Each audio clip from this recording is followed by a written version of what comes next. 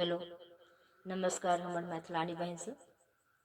आइ हम अहाँ सबके बेटा विवाहक जे मिथिला में अपना सबके बेटा विवाह में विध होइ छै से बता रहल छी जे केना की होइ छै।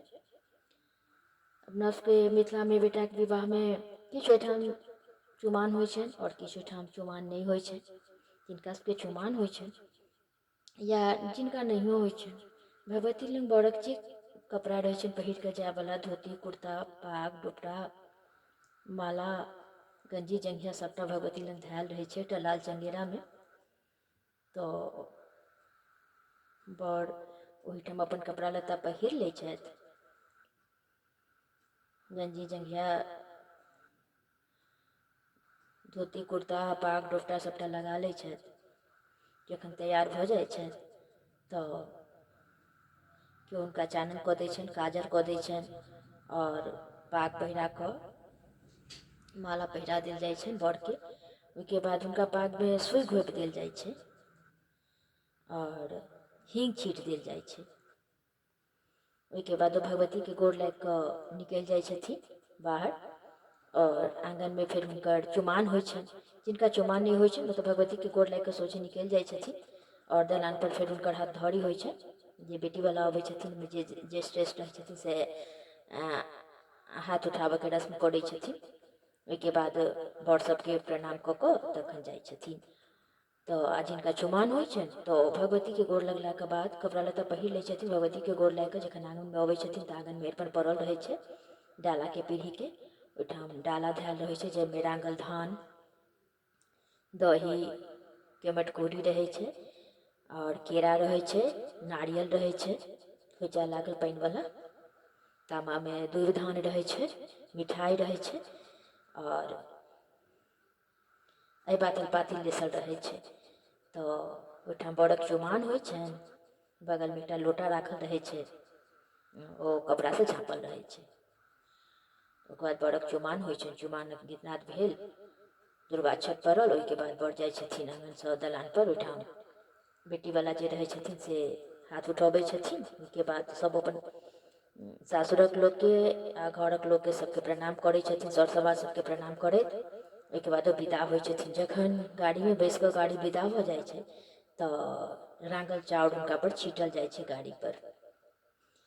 एहि तरह अपना सबके बेटा के विवाहक रातिक ई विध छलै। और जखन बराती तऽ आब एके साँझ के होइ छै, पहिले तऽ दू साँझ होइ छलैया। तऽ बराती अबै छलखिन तखन सिरहर भरल जाइ छलै। आब तऽ एके साँझक बराती होइ छै। तऽ बराती भोर के चलि अबै छथिन तऽ साँझ में सिरहर भरल जाइ छै। तऽ दूटा सिरहर भरल जाइए। तो ओहिके लेल अहाँके दूटा बसनी रहै छै, लाल कपड़ा रहै छै, पल्लव रहै छै, में पाइ सुपारी देल रहै छै। तो जिनका सिरहर भरऽ के रहै छै ओ दुनू आदमी के नव वस्त्र देल जाइ छै, साड़ी साया ब्लाउज चूड़ी खोइच सबटा दै छथिन। और ओ बसनी लऽ कऽ जाइ छथिन चुपे चुपे जलाशय में, पोखरि में गेलथि, गीतनाद होइत गेल सब। जल भरलाके बाद ओ किछु बजै नहि छथिन, जल भरि कऽ कपड़ा से झाँपि लै छथिन और लऽ अबै छथिन। फेर कोबर घर में सिन्दूर पिठारके थप्पा पड़ै छै और ओ सिरहर राखल जाइ छै। एहि बातक पातिल लेसल जाइ छै। 4 दिन तक जेना ओतऽ चतुर्थी होइ छै तऽ चतुर्थी तक एतौ एहि बातक पातिल लेसले रहै छै भरि दिन भरि राति। 4 दिन तक साँझ कोबर होइत रहैया। या अपना सबक मिथिला में बेटाके विवाहक विध छलै।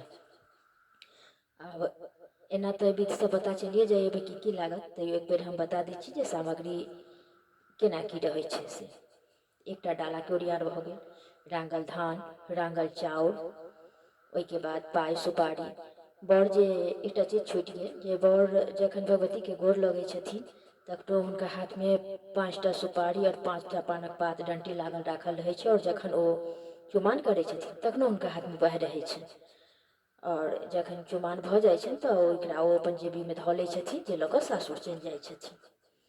तो डाला भऽ गेल, रांगल धान भऽ गेल, जाय काल में छीटऽ के लेल रांगल चाउर भऽ गेल, और डाला पर ला एक मटकुरी दही, एकटा नारियल, एक हत्था केरा, मिठाई, तांबा, ओहिमे दूध धान ई सब ओरियान भेल। और ओहिके बाद पुरहर पातिल, 2टा बसनी रह भेल अहाँके जे सिरहर भराइ छै, तो यह सब ओरियान छलै।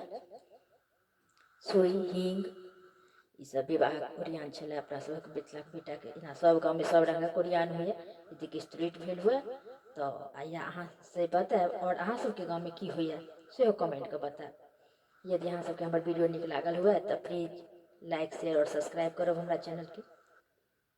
और एक दोसर से जानकारी बढ़िया लागल हुए तऽ एक दोसर से शेयरो करब। जय मिथिला, जय मैथिली।